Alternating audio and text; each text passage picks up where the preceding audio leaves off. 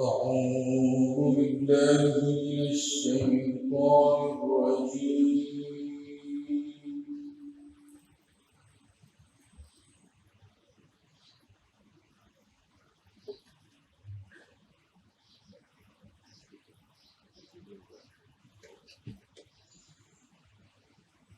بسم الله الرحمن الرحيم.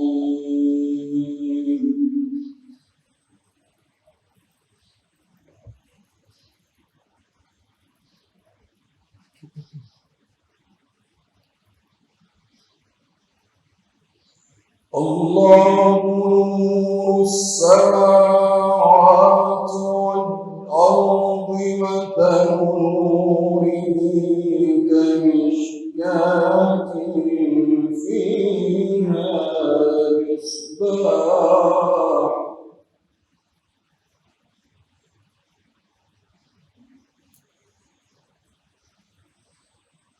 المصباح في زجاجة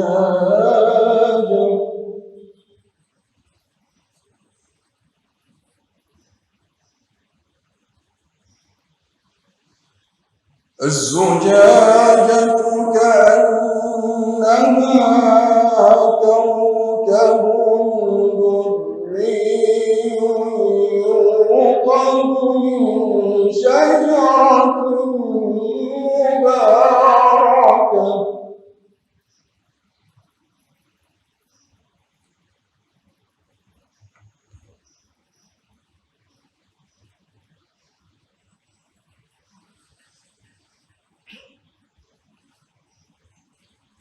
زيتونة لا شرقية ولا غربية يكاد زيتها يضيء ولو لم تمسسه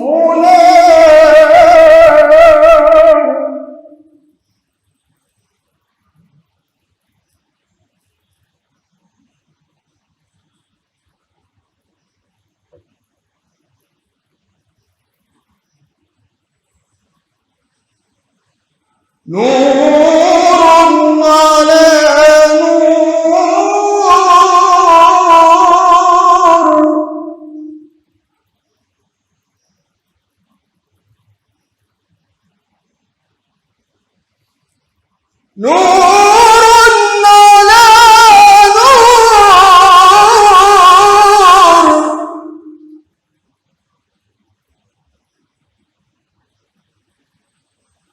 يهدي الله لنوره من يشاء ويضرب الله الأمثال للناس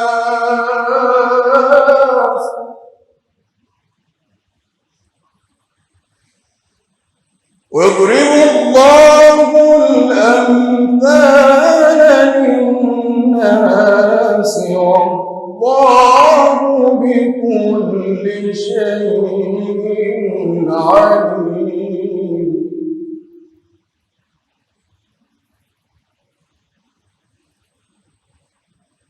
في بيوت أذن الله أن ترفع ويذكر فيها اسمه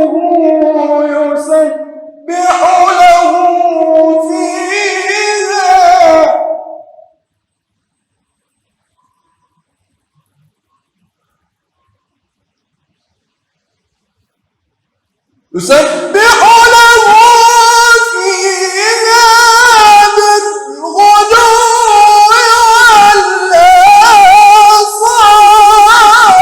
والآصال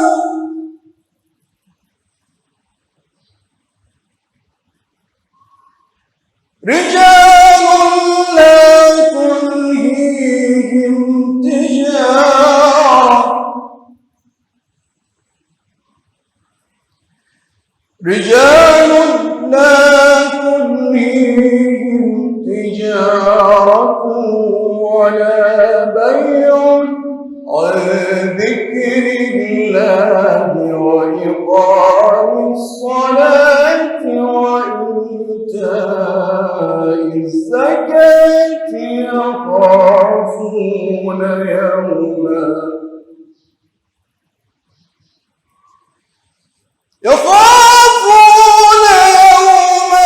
تتقلب فيه القلوب والأبصار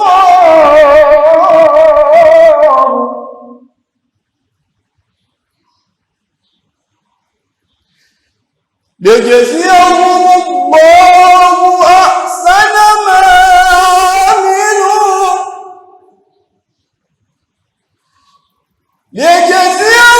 الله أحسن ما عملوا ويزيدهم من فضله والله يرزق من يشاء بغير حساب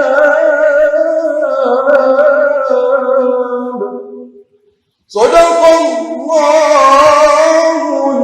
العظيم. صدق الله العظيم وبلغ رسوله نبي الكريم ونحن على ما قال ربنا وخالقنا ورازقنا من الشاكرين والذاكرين والحمد لله رب العالمين. الحمد لله رب العالمين وبه نستعين على أمور الدنيا والدين. الصلاة والسلام على حبيبنا وشفيعنا وقدوتنا وإمامنا محمد بن عبد الله صلوات ربي وتسليماته عليه وعلى آله وصحابته أجمعين. اللهم علمنا ما ينفعنا وانفعنا بما علمتنا وزدنا علما وألحقنا بعبادك الصالحين. Tukiendelea mbele katika muhadhara wetu uliochukua anwani ya kupotoka kwa maadili na sababu zake kwa watoto wetu, tulitaja katika asbabu ambazo zinachangia pakubwa kumomonyoka na kuharibika kwa tabia za watoto wetu kama ifuatavyo. Nambari moja, tukasema ufukara ambao ndio upo katika nyumba nyingi, miongoni mwa nyumba za watoto wetu ambao tunaishi nao na tunaona maadili yao yamekuwa mabovu. Pia mizozo na migogoro kati ya wazazi mbele ya watoto wao ambayo ilikuwa ni kama maisha yao ya kila siku. Ya tatu, tukasema ni zile hali zinazotokea wakati wa kutalikiana na natija zinazofuata baada ya talaka, kwa watoto kukosa malezi bora na kutokuwa chini ya uangalizi wa wazazi wote wawili, ima akawa chini ya uangalizi wa mzazi mmoja ambaye bado zile kero na tabu za talaka zinamwandama hata baada ya kutoka katika nyumba yake. Ya tatu, tukasema ni zile nafasi ambazo wanazipata za faragha, ni nafasi ambazo hazitumiki kwa kuwajenga kimwili wala kiakili, bali ni nafasi zinazotumika zaidi kuwabomoa kimaadili. Haya tumekwisha kuyazungumza katika mahadhara yetu miwili iliyopita. Hizo ni nukta ngapi? 4. Leo tutaingia katika nukta ya 5. Nukta hii la taqillu ahamiyya, yani umuhimu wake ni mkubwa.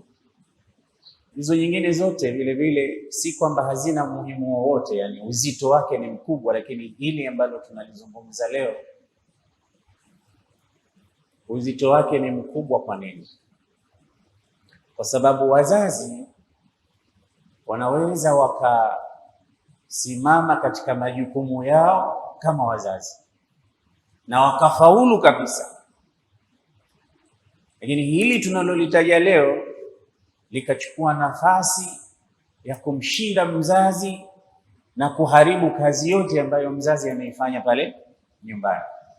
Kwa hiyo inawezekana mtoto ana wazazi wake, wanapendana, wanajua wajibu wao, wanaishi vizuri, hawajatalikiana, hawajakosana, utajiri au nafasi yao nzuri ya maisha.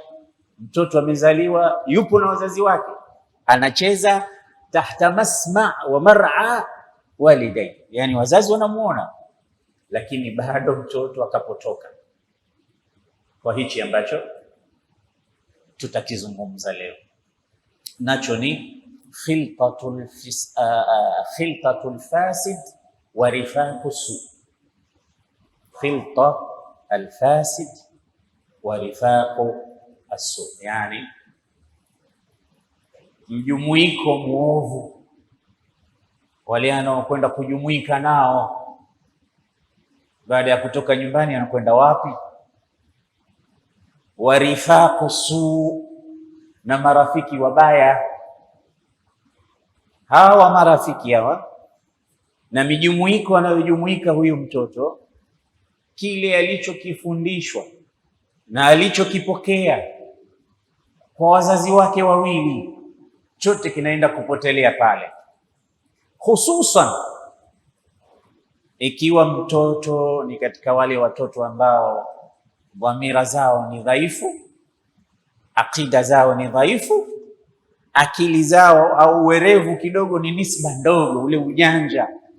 Kwa sababu kuna watu wanakuzoa, wanakuchukua, unaingia katika mkumbo na tamayu inapatikana pale, kama hujafikiria kwa kila ambalo rafiki zako na mchanganyiko uliochanganyikana nawe, kwa nini wamesema hivi na kile wanachokisema, je, ni kizuri au ni kibaya?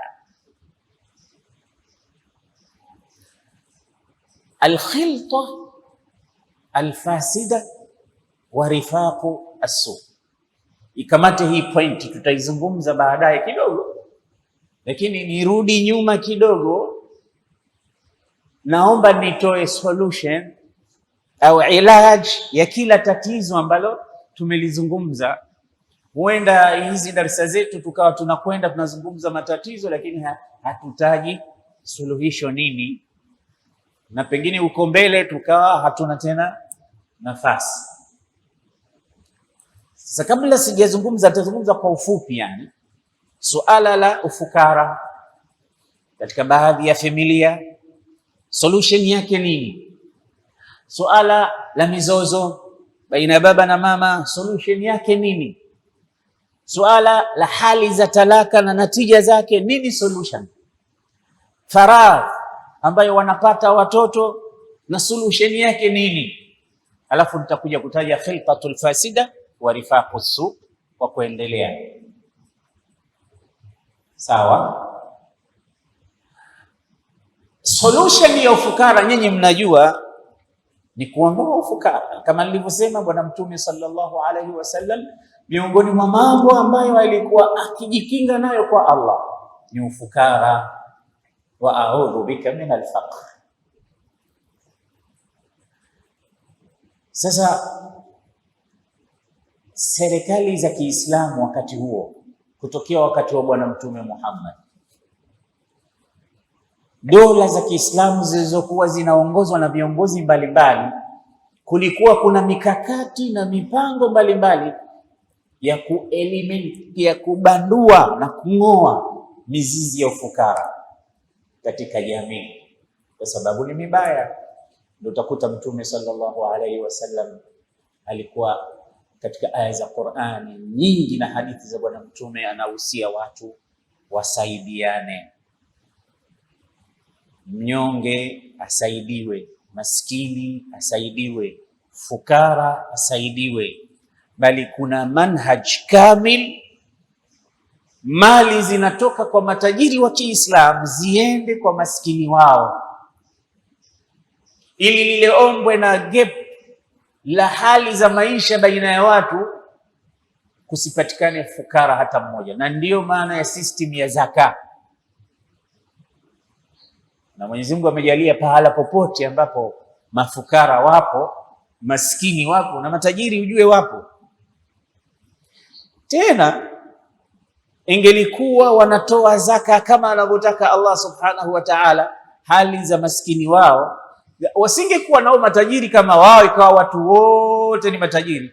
Lakini ile haddul adna min almaisha, mtu ana kijumba chake, ana mlo wake wa kila siku, ana mavazi anavaa. Hii ni haddul adna ya maisha. Hatuwezi kuwa matajiri wote, mabilionea wote. Nani sasa atamtumikia mwingine? Unashuka kwenye boti na mabegi yako, unamwona mtu anakuambia bwana nichukulie hii nitakulipa 20,000. Yeye anakuambia mimi nitakupa 100,000 nichukulie hii ya kwangu. Lakini tumeumbwa hivi ili yattakhidha ba'dhum ba'dan. Naam, watu watumikiane. Ndio unakwenda kule, unaandikwa kazi, unapewa mshahara, unapewa kibarua, unafanya kazi, unalipwa. Hizi zote ni nidhamu, maisha yapate kuwa na nidhamu. Ndio Allah kaeka matabaka kama hivyo, tutumiane, tuamiliane. Sasa Uislamu hili umeliona, na ndio maana zaka inachukuliwa kwa tajiri anapelekewa maskini. At least na yeye mwakani unamwona ameanza kuchangamka kiuchumi, na huenda na yeye akaanza kutafuta mwingine mtaani, na yeye akampa zaka. Mwakani na yeye akatafuta mwingine. Bali kuna matajiri kila mwaka anaweza akawatoa watu 5, 6 mpaka 10 katika ufukara, wakaingia katika tabaka lengine kabisa. Uwezo huo upo, lakini ni wachache wanaofanya. Matajiri wetu hapa Tanzania ambao tunawajua, wale mabilionea, kama wataweka mikakati kila mwaka, kila mmoja anachukua at least watu 100, wanatoka katika ufukara wanaenda katika ile haddul adina ya kuwa mtu hana wasiwasi pahala pa kulala na kuvaa na kula kwake kwa kila siku. Wanatoka na mimi nawaambia hivi ndugu zangu, kwa sababu mimi najua kuna watu wanazo pesa lakini hawana advisor wazuri wa kutumia pesa zao zile kuondoa matatizo ya watu. Sasa serikali za Kiislamu na dola za Kiislamu zilikuwa zina mambo mengi. Moja katika hayo inaitwa Baitul Mali. Unasikia jambo linaloitwa Baitul Mali, na ukitaka kuona Baitul Mali ilivyofanya kazi, isome sira ya Amirul Mu'minin Umar ibn Abdul Aziz. Wanachuoni wa Kiislamu wa sira wanasema enzi zake alikuwa kiongozi kwa muda wa miaka 2 tu, miezi 30, lakini alifuta ufukara, kitu umaskini hakikuwepo. Na Baitul Mali inasema ilijaa mali na pesa, mpaka ikawa wanaitwa watu hawaji. Wewe uliwahi kusikia wapi wanaitwa watu kwenda kupewa hela? Hawaji, kwa sababu kila mmoja uliwahi kusikia wapi? Katika ulimwengu wa Kiislamu yalitokea, mpaka ikawa inawekwa matangazo. Sasa bwana, kama vijana wapo wanataka kuoa, wajue kwamba mahari yao ya kuolea yatatoka katika Baitul Mali. Vijana ambao hawajaoa wakaenda wakaoa, wakaozeshwa. Humu katika nchi zetu kuna historia ya baadhi ya watu katika nchi zao, ulikuwa ukioa unapewa pesa za mahari na mtaji wa kufanya biashara na nyumba unapata. Maisha hayo yapo. Nione kwamba ni nidhamu tu, Lakini ufisadi unavyofanya kazi, lile gap la waliokuwa nacho na wasiokuwa nacho ni kubwa. Sahibi yangu mmoja anapenda kunitania, anasema bwana, sisi hatuna hela, lakini kuna watu wana hela kama vile ambavyo sisi hatuna, ndivyo wao walivyokuwa nao. Na hayo ni ya kweli. Ukisikia pesa ambazo zinatajwa bilioni, mimi sijawahi kuziona hata kwa macho yangu zimekusanyika, ninazisikia tu kwenye maredio au kwenye matangazo. Lakini watu hiyo bilioni B sio, wanasema sio B kwa dola wanazo. Ni pesa nyingi sana. Akiamua kuwatoa watu watatu, wanne, watano, mia katika hali mpaka hali nyingine kwa pesa zake, inawezekana. Lakini tu anaamua kuishi na kufa, hata zaka hatoi. Ile mali aliyokuwa nayo kila siku akisifiwa bilionea fulani, anaiacha wala sio yake. Na ndio maana Mtume sallallahu alaihi wasallam alishangaa sana, akawauliza masahaba, ayyukum malu warithihi ahabbu ilayhi min mali, ni nani katika nyinyi anaipenda sana mali ya warathi wake kuliko anavyoipenda mali yake? Akamwambia, ya Rasulullah, ma minna illa wa maluhu ahabbu ilayhi min mali warathati, sote tunapenda mali zetu, hakuna anayependa mali ya mtu. Akamwambia, basi maluhu ma qaddam wa malu warithihi ma akhar, mali yake mtu ni ile anayoitoa na mali ya warithi wake ni ile ambayo anaizuia. Sasa ni ipi ambayo mtu anaipenda zaidi, ile anayoitoa au ile iko benki? Hapo ndipo utakitegua kitandawili hiki. Sisi tu tuliokuwa hapa, sisi hapa mifukoni mwetu kilichokuwepo au kilichokuwepo katika benki akaunti zetu, na kile ambacho tunatoa tukija tu hapa msikitini, jamani tunahitaji mambo ya mafreni, mambo ya AC, mambo tunataka mchango, unatoa 500, tena ile 500 mbovu ile ambayo kidogo ndio unaitoa wewe, hii inafaa kwenye sadaka. Ile 10,000 ile unasema hii yangu. Sasa hiyo yako, hiyo sio yako, lakini ile ambayo unasema ni ya hawa, hiyo ndiyo yako. Allah anasema, wa ma tuqaddimu li anfusikum min khairin tajiduhu inda Allah. Kwa hiyo kwa mantiki hiyo na falsafa hiyo, watu wengi tunapenda mali ambazo sio zetu, lakini zile zetu hatuzipendi. Kwa sababu Mtume anasema, maluka ma qaddamt, yako ni ile uliyoitoa, wa malu warathatika, na mali ya warithi wako, ma afart, ni ile ambayo unaizuia, unasema hii bado, hii akiba yangu, hiyo akiba hiyo ndio kumbe sio yako. Kwa hiyo Uislamu kaika mambo kama haya na mishahara. Bali Umar ibn Khattab radhiyallahu anhu, ilifika pahali aliposikia sauti ya mtoto analia, akauliza sababu. We mama, vipi mama, we huwezi hata kumtuliza mtoto analia kilio hicho? Unajua watoto mara nyingine wakilia zile huruma zina nini na nini, anaumwa. Omar akakasirika, we mama gani we, huwezi kumzuia mtoto asilie? Akamwambia, niache. Mama naye anatoa maneno, wewe unajua kuna nini hapa?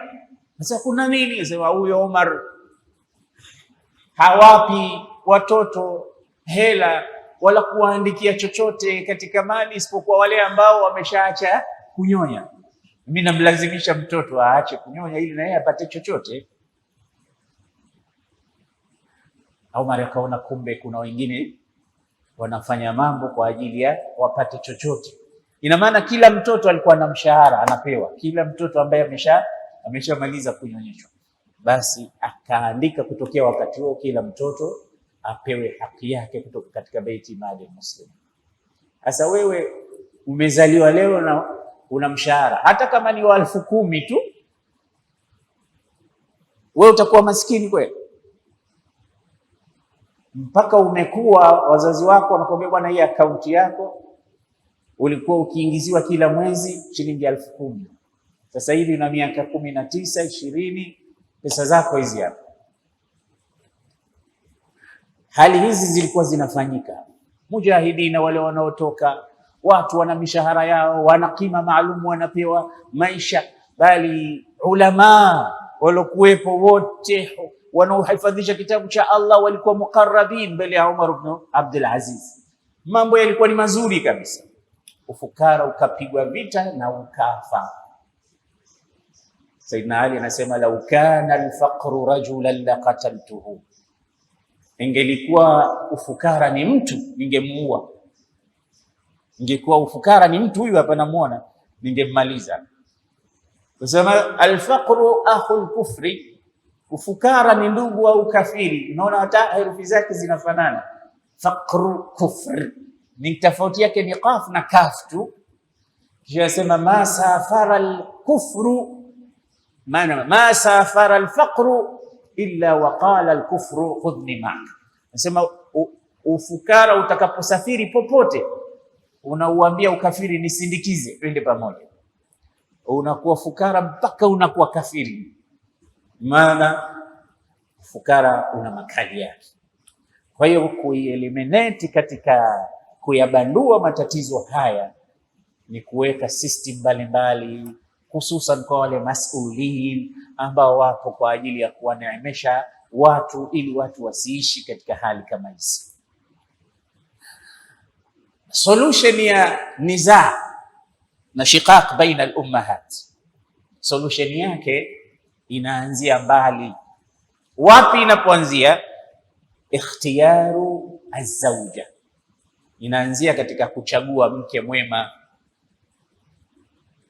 Hii mizozo mingi ambayo nyingine sio ya lazima, sisi wenyewe mara nyingine tuliisababisha. Kwa nini? Hatukuwa watulivu wakati wa kuchagua mke, na ndio maana Uislamu umepanga nidhamu maalum, intiqa'u zawja. Uthman ibn Abil As al-Thaqafi ana maneno aliwahi kuambia watoto wake, na wewe waambie wanao.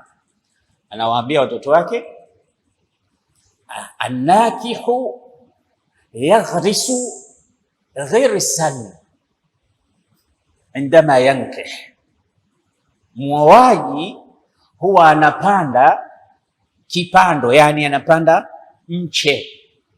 Yaghrisu ghirsan, ukioa ujue wewe unapandisha mbegu. Mke yoyote utakayemuoa ni sawa sawa na mtu anakwenda kupanda, alafu mbegu ile inachipua, inaleta matunda. Sasa naambia nakihu inma huwa gharisun yaghris li nafsihi, anajioteshea vitu huyu kwa kwenda kuoa. Sasa anawaambia wanawe, undhuru, angalieni vizuri, fi ayi makanin taghris, kwanza unaotesha wapi, unaomezesha wapi. Na anawaambia kallama irku su'i kallama yunjib, kishipa kibaya, damu chafu mbaya iliyoharibika katika maadili, uovu huu unaotokana na vitu kama hivi vya maadili, kallama yunjib, ni mara chache kutoa kitu kizuri, sababu maji hufuata mkondo. Lakini anasema ukisha kuwa wewe unataamal vizuri katika kipi unapandisha katika shamba lako, undhuru, angalieni vizuri, sawazisha mawazo yako, taka msaada kwa watu, omba watu wakupe nasaha, kwa sababu muoaji huwa anapandisha mbegu. Kisha anasema fatakhayyaru, hapa hii nukta hii muhimu sana ya mwisho, anasema fatakhayyaru linutafikum walau ba'da hin, kuweni selective, kuweni watu wa kuchagua, tena tumieni upeo mkubwa katika kukagua na kuchagua, hata kama itabidi usubiri, usifanye haraka, yani usikurupuke katika masala haya, kwa sababu yana mwisho wake, ima mzuri au mbaya. Hizi ni message na salamu kwa watoto wote na vijana wote ambao hawajaoa. Wale ambao wameshaoa wameshayaona haya, kama ni mazuri au kama ni haya tunayoyazungumza, wameshaya experience, wameshayaona. Kwa hiyo wale vijana wanaokuja wale au wanaotaka kuongeza mke mwingine, hii ni mada nyingine pevu ambayo haipendezi kule majumbani, lakini kwa sababu ipo. Kama unataka kuongeza wa pili na watatu na wanne, basi angalia haya tunayoyazungumza yaweke mbele kabla ya kuamua. Sasa tatizo linakuwa nizaa na shiqaq zinatokea pale ambapo mke ulimpata kwenye Facebook,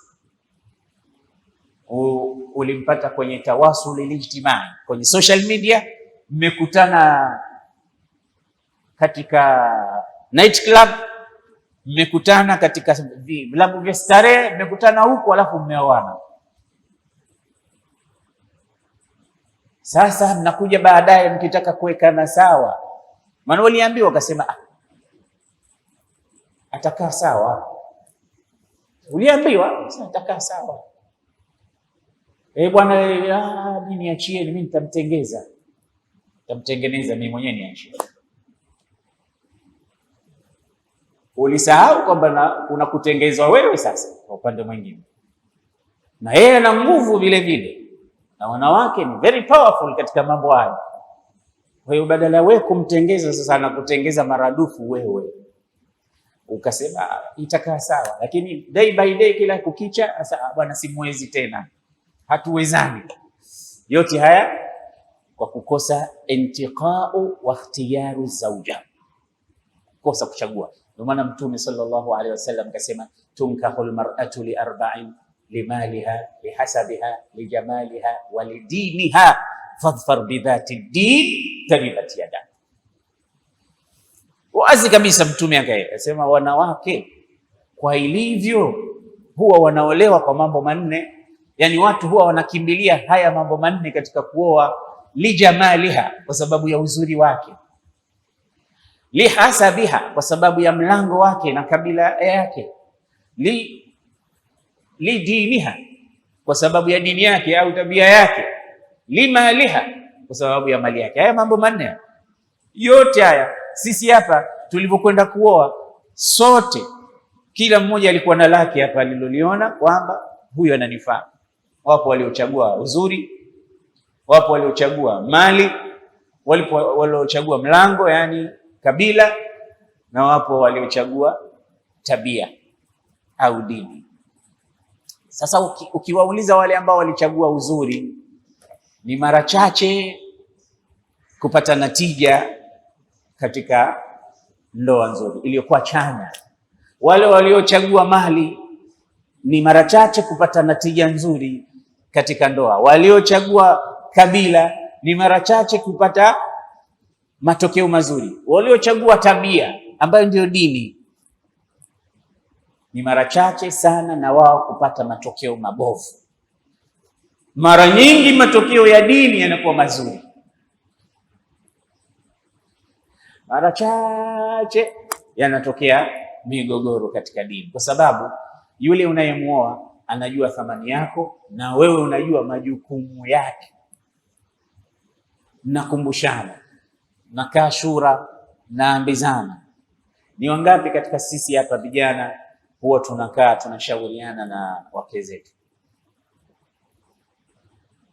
Ni mara ngapi unakaa nyumbani unamwambia leo ni siku yetu ya kukaa tukashauriana?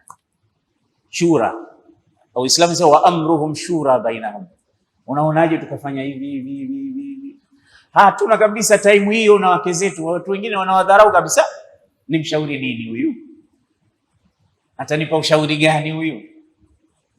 Kwanza nikishamshauri tu ataona mimi nina hela huyu. Na mwanamke haonyeshwi pesa. Akionyeshwa pesa tu hapa kutakuwa kuna madai kila siku yanakuja. Ili hili linakuja baadaye linakuja lingine. Lakini kuna mambo ambayo wanandoa wakishirikiana pamoja, maana wameoana mpaka fikra, mpaka akili zao zinawaza kitu kimoja, mpaka wanakuja wanafanana mpaka sura, utafikiri mtu na ndugu yake, kwa sababu wameoana kila kitu. Sasa suala la mizozo linatatuliwa kabla haijafika, kwa sababu mambo yote yanayohusiana na ndoa Allah subhanahu wa ta'ala katatua problem kabla haijatokea. Ukizisoma zile aya za mwanzo katika suratul Nisa, in khiftum alla tuqsitu fil yatama, lakini kanza wa in khiftum alla tuqsitu fil yatama fankihu ma taba lakum minan nisa'i mathna wa thulatha wa ruba.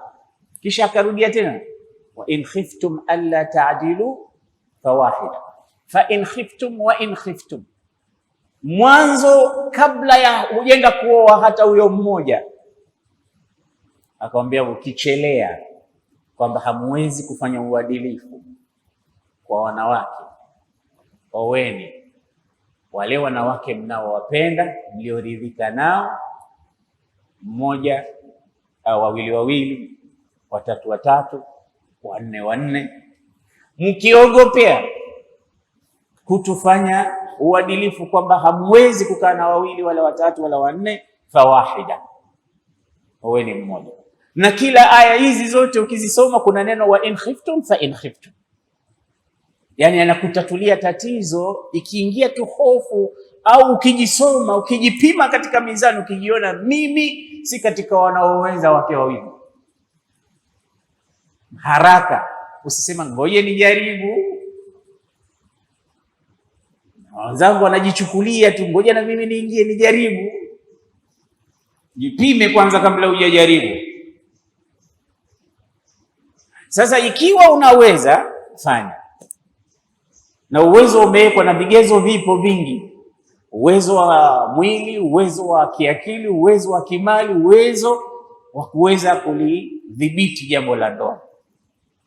Kwa ajili hiyo hili jambo la mizozo linaanza mbali, intiqau azauja.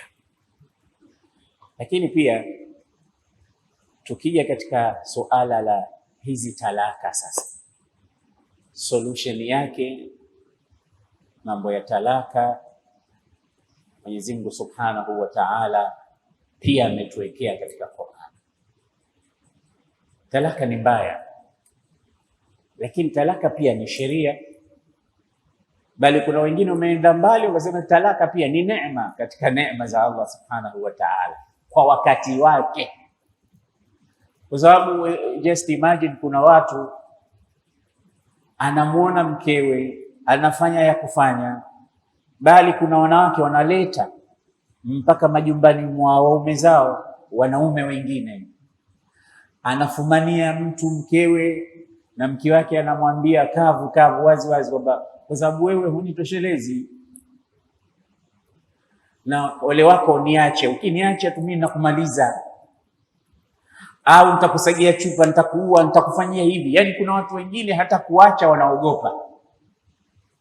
Mwanamke ambaye maneno ni machafu, vitendo ni vichafu, tabia ni chafu, mazingira yake yote ni machafu, alafu unaambia huyu bwana utaishi naye hivyo hivyo mpaka muzikane, utakufa kwa hizi balaa. Sasa talaka hapa ni neema au si neema? Ndio maana katika hizo aya za talaka kuna mahali Mwenyezi Mungu anasema wadhkuru ni'matallahi alaykum, kumbukeni neema ya Allah Subhanahu wa Ta'ala. Kwa nani bahali inafaa pahala pake, na kuna sehemu basi hata kama hutotoa talaka sasa utakuwa unaingia makosani. So, hata kadhi anaiangalia ile kesi, anaidurusu, anasema hapa mwache huyu, toa talaka hapa. Kama hujatoa talaka wewe, mimi naivunja hii ndoa, kwa sababu hakuna maslaha. Kuna mafsada zaidi kuliko maslaha.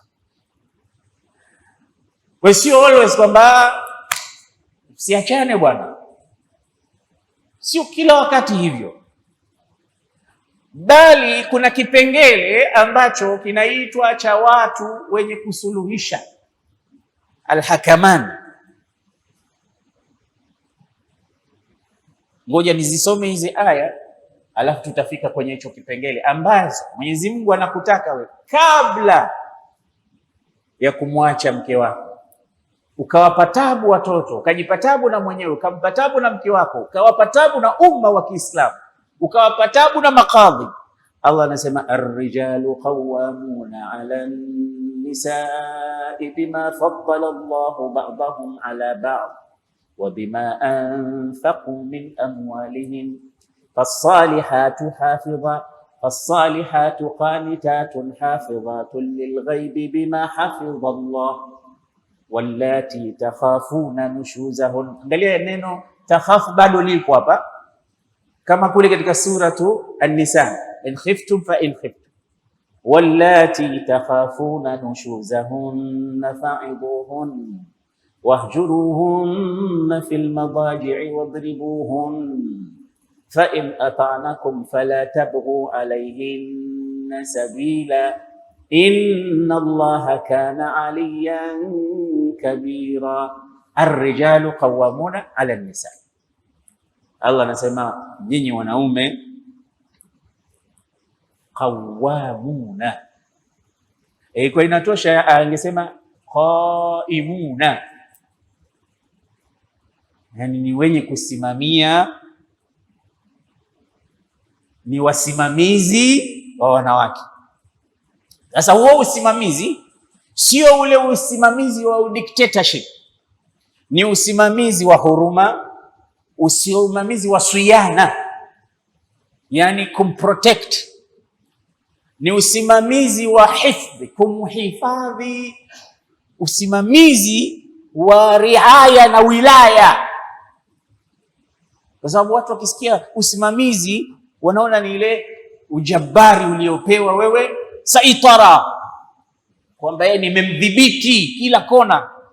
Hapana, usimamizi wako asidhurike, usimamizi wako umhurumie, usimamizi wako umkinge, usimamizi wako umepewa. Kwa nini umepewa hiyo kazi? Bima faddala Allahu ba'dahum ala ba'd, kwa sababu mmefadhilishwa, wanaume mmefadhilishwa juu ya wanawake. Wanawake hawapendi kusikia hivi, kwamba kuonekana wanaume wana ubora fulani juu yao, sema tuko sawa. Hasa katika ulimwengu wetu wa leo, tunaweza wanawake, tunaweza wanawake hivi, wanawake vile, lakini kuna vitu ambavyo Mungu amewapa wanaume vinawazidi wanawake. Mfano, nguvu. Zile nguvu ambazo wametupa sisi wanaume ni tofauti walizokuwa nazo wanawake. Wanawezekana wakawa na nguvu ya mambo mengine, lakini nguvu walafu kakuta mwanamme anapigana na mwanamke. Ndio maana unakuta kama viwanja vya boxing hakuna mechi kati ya mwanamke na mwanamme, na hawezi hata wenyewe kukubali, japo wanasema tuko sawa katika kila kitu, lakini hawezi kusema tuingie kwenye ring sawa sawa, mume na mwanamke, tuone nani atashinda. Sasa mwanamme hata akiwa ni mtoto hivi, basi anamwangaisha sana katika jambo la nguvu mwanamke. Hawa kina mama tu wanaoolea watoto, anashindwa hata kumchapa au kumtia adabu mtoto wake wa kiume miaka 9, mpaka anasubiri. Yeye alikuwa anakusubiri, unanisubiri nini? Mpige huyu, mtie adabu leo. Kwa nini kafanya hivi 1 2 3? Sasa wewe kwa nini hujamtia adabu? Mimi namweza wapi? Kitoto cha miaka 9 anauliza mimi namweza wapi? Na kweli ukiona namna anavyomhangaisha mama yake, anaweza akamwangusha, kaumia, na ni mtoto. Kwa sisi tumepewa nguvu. Hizi nguvu sio za kuwapiga wala kuwadhalilisha, hizi nguvu ni za kuwahurumia. Kwa hiyo nasema ar-rijalu qawwamuna 'ala an-nisa. Tena katumia neno qawwamun kwa siagha ya mubalagha. Qaimun la qawwam, yani 24/7 wewe unatakiwa usimamie haya majukumu, sio mara moja, sio mara mbili, sio leo tu, wala sio kesho, wala sio miaka 10 ijayo. Maadamu uko naye siku zote, wewe utabakia msimamizi wake, asipate tabu huyu, asihangaishwe huyu. Sasa ikiwa wewe msimamizi wako ndo unampa tabu na muhangaisha, mambo yameshaharibika. Tukitaka samaki wasioze tunawatia chumvi. Je, chumvi yenyewe sasa kama ndio imeoza tutaifanya nini wale samaki? Wewe usioze, Mungu amekupa nguvu. Lakini si ajabu mara nyingine tukaona mwanamke anampiga kweli kweli mwanamume. Ukitokea hizi kesi nadra, akikamatwa hivi anamkunja, anamnyanyua hivi kama Undertaker, na vitu vingine hivyo vingi vinatokea. Haya yote yanatokea nadra, lakini ilivyo umum, wanaume mna nguvu, na hizi nguvu mmepewa kwa ajili ya kuwahifadhi wanawake. Bima faddala Allahu ba'dahu ala ba'd wa bima anfaqu min amwalihim. Hizi beni sababia, sababu ya kuwa nguvu kwako na kuwa unatoa mali yako. Wewe ndio bosi wa kufinance nyumba, chakula, nguo, maisha, unamwangalia yule mke wako. Sasa katika suala la talaka unatakiwa utizame jambo la kusimamia kwanza, ulifanye. Mwanamke anapojua kwamba nasimamiwa kila kitu, ninachotaka mimi, ninachohitaji napata, ni fursa ndogo sana ya kusema mimi nataka talaka. Labda huyo ndo amekubuhu tena kuna mama, lakini ana asichokihitaji ila anakipata kwako katika kusimamiwa na finance kwa kadri ya uwezo wako. Wabima anfaqu min amwali. Huyo ni mwanamke ambaye akitaka kuondoka hapo basi kishapigwa muhuri fulani.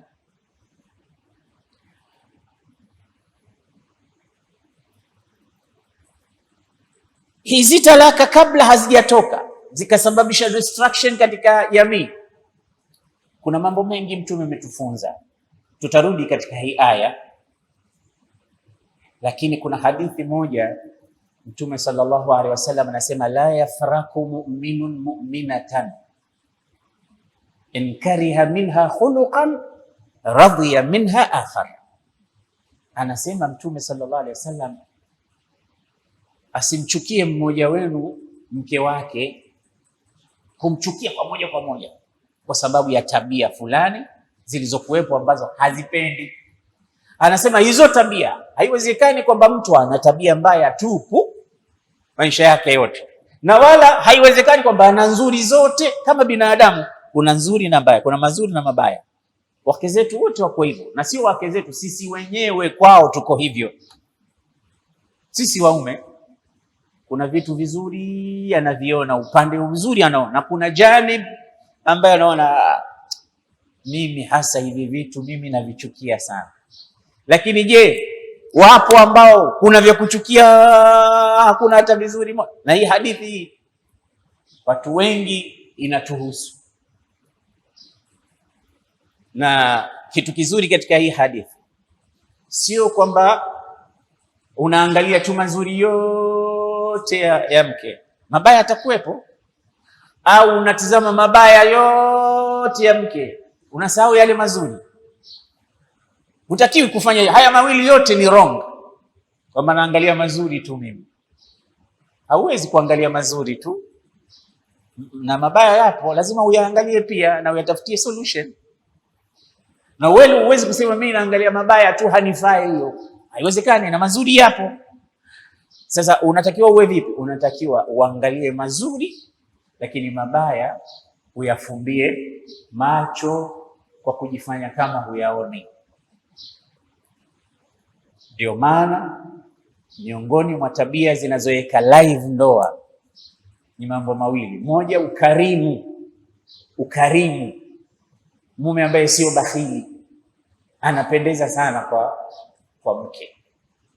Pili, ataghaful. Taghaful ni ile kufumbia macho baadhi ya ila na tabia mbaya walizokuwa nazo wake zetu, zile zifumbie macho. Yani kughafilika nazo ni kama kuziweka nyuma ya kichwa chako, lakini zipo, lakini umeghafilika nazo. Hii ni tabia nzuri sana kwa wanaume. Yani usijifanye smart kwamba bwana mimi sidanganywi na wanawake. Mara nyingine unaona sasa wanakudanganya.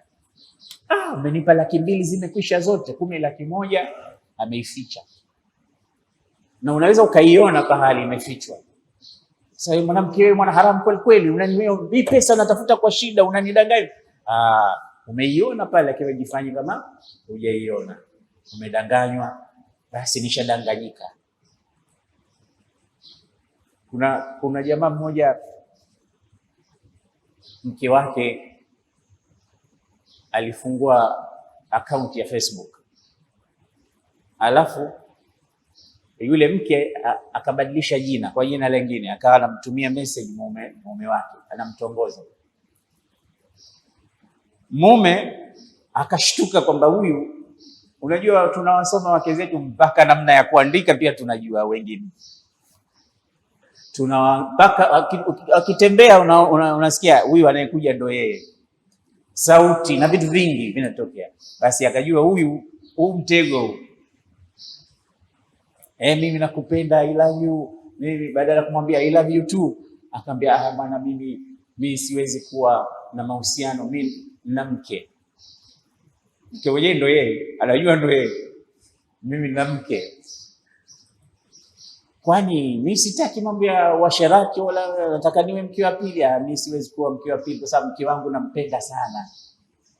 Basi yule mke anafurahi, na huyu anajua kwamba hizi message zake. Sasa hiyo ndo maana ni taghaful. Sio bwana wangu, huwezi kunicheat, mimi najua ni wewe. Hapana, wewe jifanye wewe, si ujifanye bwege. Tabu ni kuwa bwege ndio tabu, lakini kujifanya bwege sio tabu. Umefahamu? Sasa hivi ni vitu viwili tofauti. Hivi ni vitu viwili. Mjinga, hii ni maradhi, ni matusi, ni tabu kubwa, ni mzigo. Lakini kujifanya mjinga, hii ni tabia nzuri sana, na hilo ndilo ninalolizungumzia mimi. Niowe mimi bwana, siwezi kukuoa, haiwezekani. Mimi mke wangu nampenda sana, tena mimi siwezi kumkosa kabisa. Wakija nyumbani wanazungumza kama kawaida, nini, anajifanya kama hakuna chochote, na yule mwanamke anatoka hivyo hivyo, kumbe anajua kinachoendelea. Huu ni mfano wa namna gani wewe unakuwa taghaful. Mara nyingine unaweza kwenda nyumbani ukaeka koti lako pale limejaa hela siku, na inatokea mara nyingi. Siku nyingine unaenda kumlipa mtu bunda la 1,000,000, anakwambia laki hamna huko. Sasa hamna imeenda wapi? Na umehesabu wewe usiku zilikuwemo. Nyumbani unakaa wewe tuna mke wako. Sasa kama sijachomoa mimi, itakuwa wewe. Unajua hivyo, lakini humwambii. Unamwambia bwana, wewe umechomoa. Na kwa taarifa yenu tunaibiwa mno na wake zetu, wanatuibia kweli kweli kwa majumbani. Wanaiba sana. Sio ile kwamba hawatosheki, kwa sababu mara nyingine kama huwapi matumizi, wana haki ya kuchukua, lakini bil maruf, kwa wema. Kuna wanaume aina hiyo ambao wengine sisi hatuingii huko, hatuna ubakhili wa aina, lakini wanatuibia hivyo hivyo. Ukishaibiwa wewe jifanye kama kila kitu kiko sawa. Sio narudi nyumbani kwa vitu vidogo vidogo. Hivyo mara nyingine vinafanya uhusiano na kuwa zile talaka zinakuwa haziji haraka. Wanasema walienda watu wawili kwenda kuposa siku moja. Mmoja mzee mtu mzima na mwingine kijana kama hao vijana. Kijana mtanashati, handsome boy. Sasa kwa bahati mbaya wakakutana wote katika safari moja bila ya kuahidiana. Baba mkwe akaona leo kuna kazi kubwa hapa. Wote wamekuja kuposa mke huyo mmoja tu. Sasa kwa sababu nyote mmekuja na mmefika, hebu basi kila mmoja atoe wasifu wake. Bi harusi atasikia, atajua nani anafaa kwenda kwake kuolewa naye. Sasa kijana pale akaanza kujitapa, yani kujilanga. Mimi ni msomi, mimi na pesa, mimi niko stable katika finance, ni mzuri, mimi kajitaja. Maana wewe utakwenda pale kusema mimi sina kitu, umekuja tu kubahatisha. kando, mimi hivi, mwisho kusema mimi najua hesabati, yani hakuna mtu atanicheat katika mambo ya hesabu, mathematician mkubwa mimi, accounts zangu ni hakuna pahala nateleza, hakuna mtu ataniadaa. Yule mzee akaona hapa mimi huyu kijana simwezi. Hayo yote aliyozungumza mimi sina, lakini utu uzima dawa. Na wewe mzee akasema mimi yote hayo mimi sina, lakini na jambo moja kubwa, mimi kwanza sijui hesabu kabisa. Hesabu mimi sijui, hisabati mimi sijui, mtu atanivuruga anapotaka katika hesabu. Na huwa nachukua dinari zangu na dirham zangu naziweka kwenye susu, nazipeleka uwani huko naziweka hapo. Kutoka asubuhi mpaka jioni, nikifika hamna dinari hata moja, wamechukua sijui ni akina nani, mimi naongeza nyingine, wanakuja tena kuchukua, hesabu sijui. Yule mke akasema mimi namtaka huyo mzee. Hapo msichelewe, huyu anajitia anajua hesabu, mimi sina haja naye. Hawa ndio watakuja watakusema, nimekupa 200,000, nipe hesabu ya kila ulichokinunua. Na hizi tungule umenunua kiasi gani? Hii nyama, mbona hapa kama kuna 5,000 hapa? Utakimbiwa na wake wote. Na nasikia kuna watu wengine wanahesabu hasa nyama, nakata mwenyewe kule jikoni. Vipande 15 nimeviona. Ole wako nije nione mmekula 7 mmeacha. Anawapangia watu mpaka vipande vya kitoweo. Watakukimbia.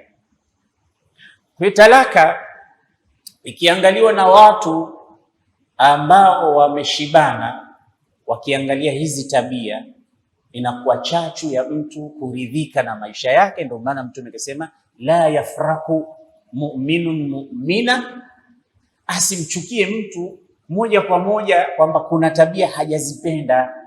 Irradhiya minha khuluqan, atambue kwamba mtu yoyote ana janiban katika akhlaq, janib ya akhlaq nzuri na iko na janib ya akhlaq zisizokuwa nzuri ambazo yeye hazipendi. Wewe tazama zile unazozipenda, usizozipenda zifumbie macho, mtaelewana. Wewe ukipata habari yote mtu kakaa na mkewe miaka 40, usifikire miaka yote hayo ni ya furaha. Ndani kulikuwa na mambo, wamevumiliana. Kuna vijitabia vingine havipendi bwana, lakini anavumilia, ndio hivyo anavyovifumbia macho, ndio maana wamekaa.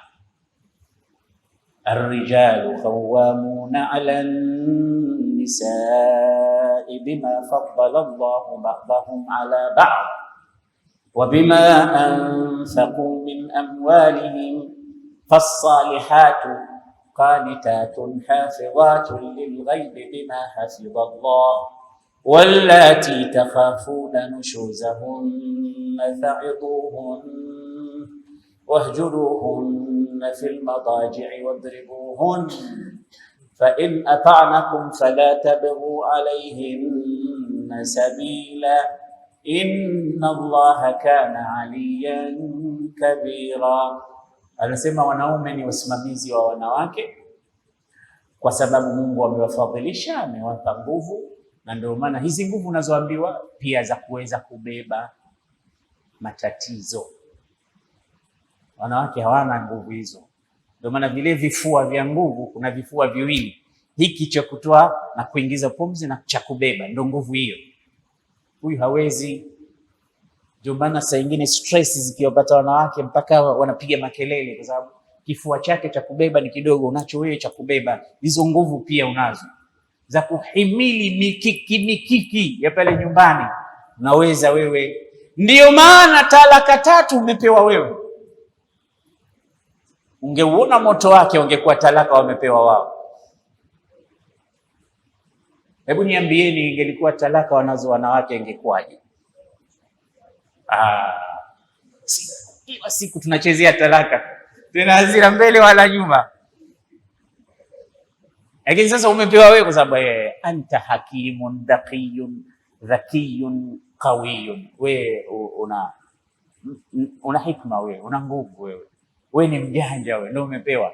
Sasa tofauti nakuja pale wewe mjanja mwenye nguvu, sasa unapozitoa kama vile unagawa karanga bila ya kufikiria, bila ya kuangalia awaqib wa khima, hapo ndipo kosa kwa sababu mwelekeo uliopewa wewe sasa unaharibu. Fasalihatu qanitatun hafidhatun lilghaibi bima hafidha Allah. Aya hizi zinamsifu mwanamke mwema mcha Mungu aliyejihifadhi. Anasema sasa wallati takhafuna nushuzahun, mwanamke anapotoka katika taa ya mumewe anaitwa nashiz. Nushuz ni kutoka mwanamke katika taa ya mumewe, yani akawa tena hasikii vitimbi. Sasa hawa Mwenyezi Mungu asema hawa mnaogopea kwamba watatoka katika taa, sio washatoka. Takhafuna, yani kabla hawajaingia katika marhala hiyo, fa'idhuhun, usitoe talaka. Kule Mtume kakwambia angalia tabia, angalia mazuri, yasiyokuwa mazuri yafumbie macho. Huku sasa Allah anakuambia usitoe talaka. Kwanza fa'idhuhun, wapeni mawaidha, ongeeni nao. Ndugu zangu, moja katika sababu kubwa ya ndoa nyingi kufeli, hatuna dialogue, hatuna hiwar, hatuna mazungumzo kati ya mume na mke. Hatuongei. Inaweza ikatokea siku nyingine asubuhi umeamka, kuna kitu kimekuudhi usiku labda, au jana kwenye iftari, basi kimekaa tu hapa moyoni, mpaka mke anakuuliza, mume wangu unaumwa na nini? Mbona uko hivyo? Usemi kitu, yani ile kitu kipo wrong. Mwambie, wewe jana ulifanya 1 2 3, ulinikera sana, uliharibu pahala fulani, ulikuwa hivi pale pale, umwambie lile kosa lako. Mazungumzo haya.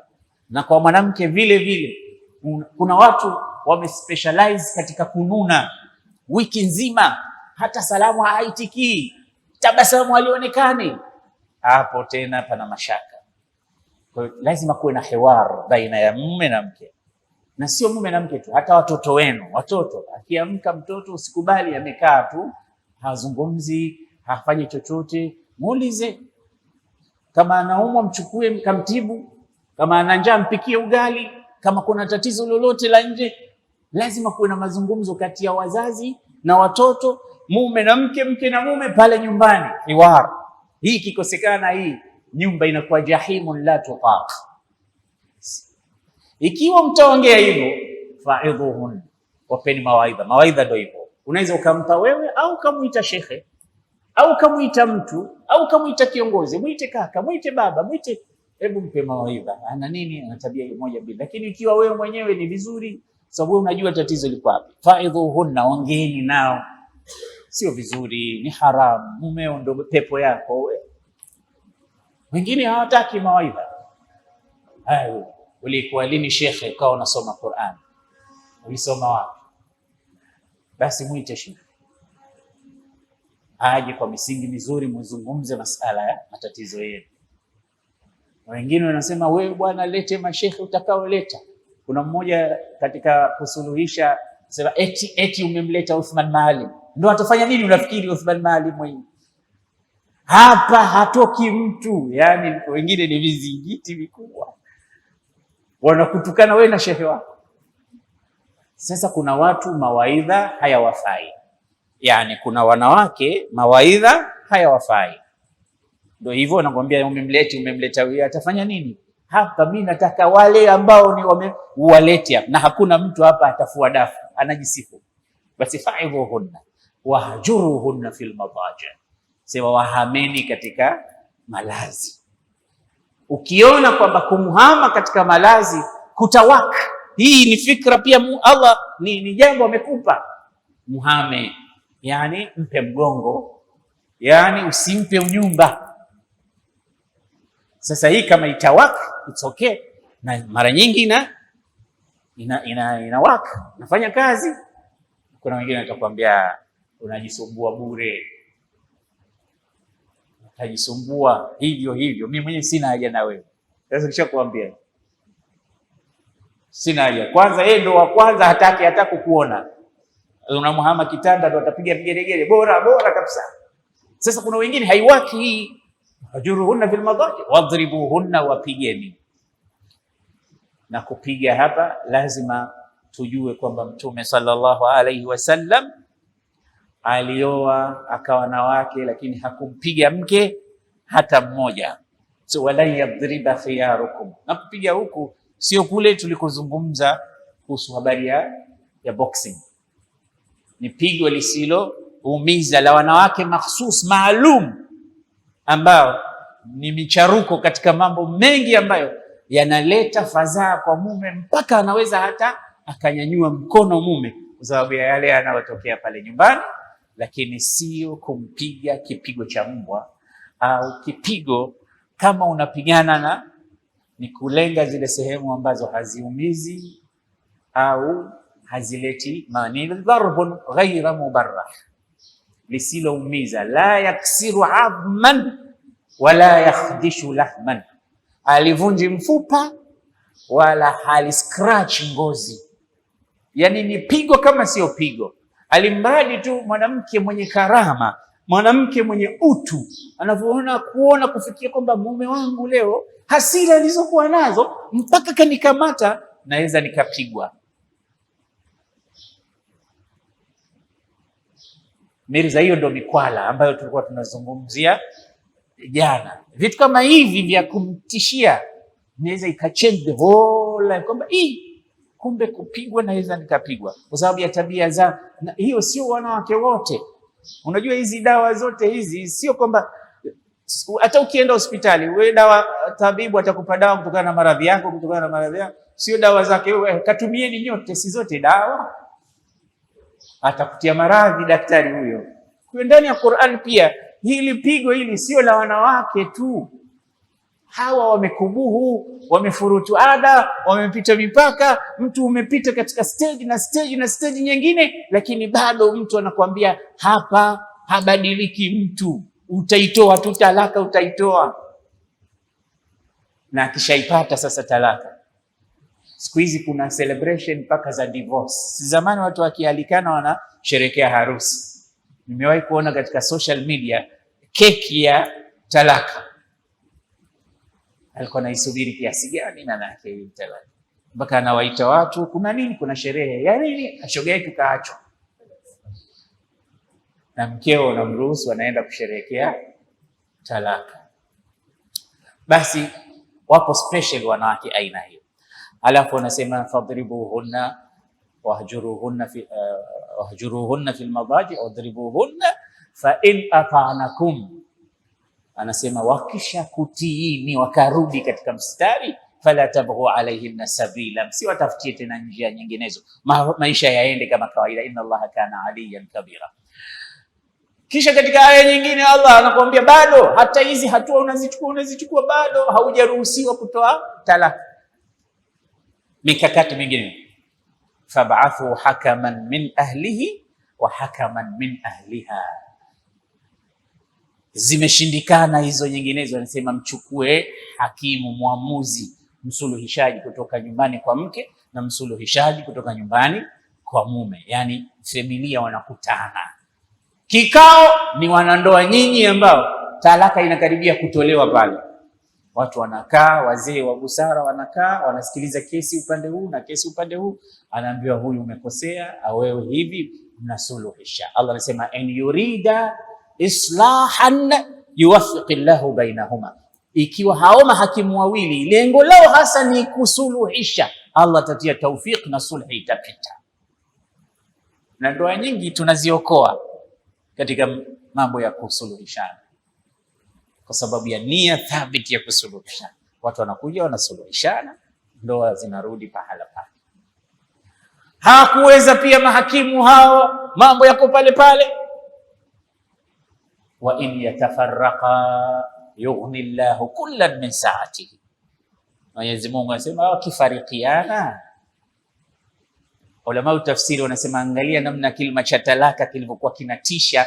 Hata hapa Allah hakukitumia tena hapa, maana yake wa in yatatallaqa, lakini hakutumia neno wa in yatatallaqa, sema wa in yatafarraqa, wakishatengana.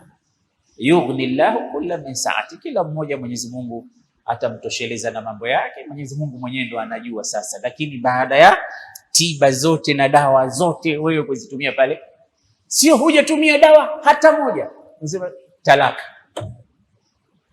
Haujawahi kumwambia, haujawahi kumpa mawaidha, haujawahi kumhama kitanda, haujawahi kumtishia kumpiga, haujawahi kuleta mahakimu, haujawahi kufanya chochote.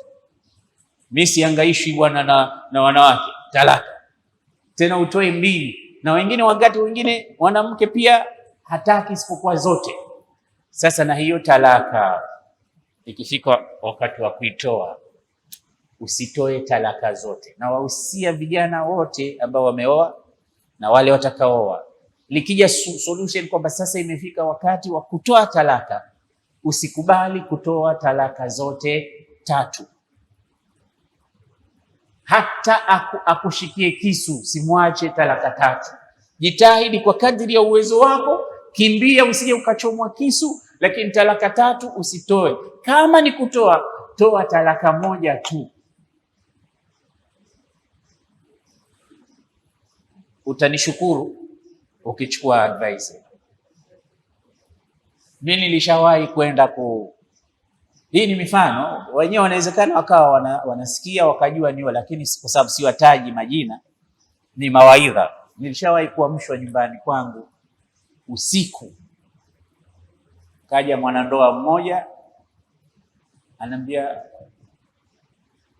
niokolee ndoa yangu imevunjika. Imekuwaje? Mume wangu alikuwa mwanamke, mume wangu kaniacha, nishapewa talaka, lakini namtaka tena. Siku hiyo hiyo halijachomoza jua, usiku ameachwa, mume ameondoka. Saa 6 sijui ile saa 7 usiku ananigongea, anamtaka mumewe, sababu kaondoka, kaona kweli ndio yale alikuwa anamtisha tisha, atake kuona kama anapendwa. Jamaa katoa kweli talaka. Tena ananiambia twende wapi? Kwake kwengine ana wake zaidi ya mmoja. Sasa yeye ndo kaomba talaka, sasa yeye anataka kwenda kuomba. Ikabidi mimi nitoke usiku, tukatoka tukaenda tukamfuata. Bwana, nimekuja kuomba radhi kwa kutanisha, na alhamdulillah hao ndio wanawake. Anaomba mwenyewe talaka, alafu anaanza kulia, anaanza kupapatika, anaharibikiwa, alafu anatafuta solution. Na yule bwana alikuwa muungwana, akamregea mkewe, wakaendelea. Sasa sijui uko mbele ya safari mambo yalienda vipi, lakini inatokea hivyo. Sasa usije wale wako kaambia wewe tena, wanakuambia sasa kama ni mwanamume kweli hasa, alafu amekamata kiuno hivi, ziandike zote 3 ni kuone, alafu anakujejea ile kuku frustrate yani. Wewe si unajiona mwanamume, aliandike sasa hii hapa karatasi. Na wewe sasa ili kuthibitisha ni mwanamume unaandika kweli. Nimekuambia jifanye bwege, utafaulu. Jifanye mjinga, utafaulu. Utasave ndoa yako, na kusave ndoa yako una save maisha ya watoto wako na hali zao. Basi kama ni kuacha, at least we andika talaka 1. Hii wakina mama wazee zamani walikuwa naita talaka dawa. Ukisikia talaka dawa, haya ni maradhi haya, hii inaitoa kama dawa, na kweli inakuwa dawa. Anakwenda kwao mtu, wiki 2 hazifiki, si ni hedhi 3 talaka ile kuisha eda, hata hedhi 1 haifiki. Utaona mama, mimi narudi kwa mume wangu. Sasa akirudi, usije kwamba si ulitaka wewe talaka, unafuata nini sasa?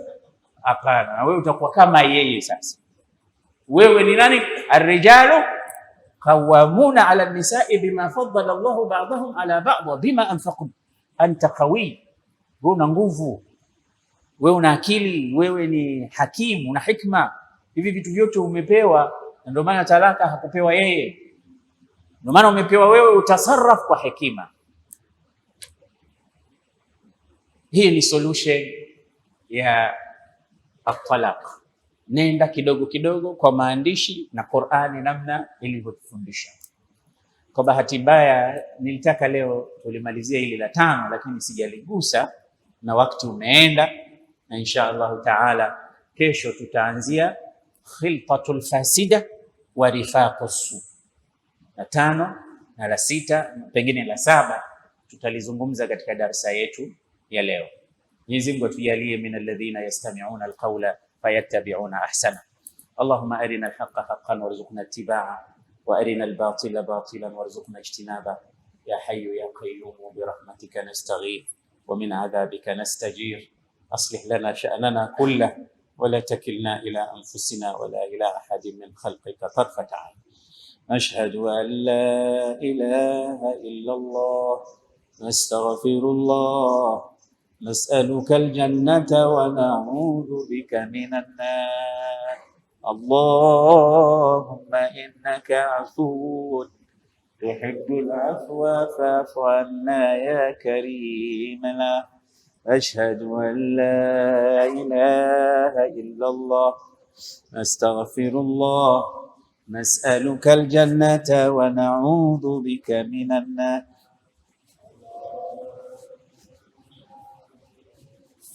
تحب العفو فاعف عنا يا كريم. لا أشهد أن لا إله إلا الله نستغفر الله نسألك الجنة ونعوذ بك من النار. اللهم إنك عفو تحب العفو فاعف عنا يا كريم. Inshallah darsa itaendelea kesho. Mwenyezi Mungu atusamehe makosa yetu, atukidhie haja zetu, atutakabalie saumu zetu. Assalamu alaikum wa rahmatullahi wa barakatuh.